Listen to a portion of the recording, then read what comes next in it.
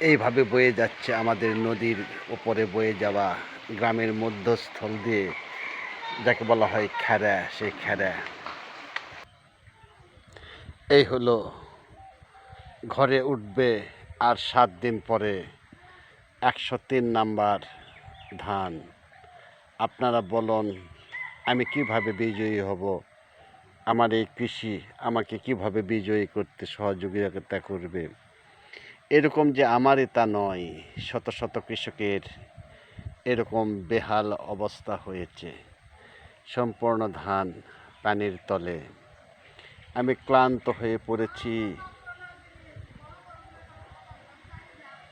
এই ধান কিভাবে ফলন উঠবে আর একজন কৃষক তার কাঙ্ক্ষিত লক্ষ্যে পৌঁছাতে পারবে? সবাই কমেন্টস করবেন।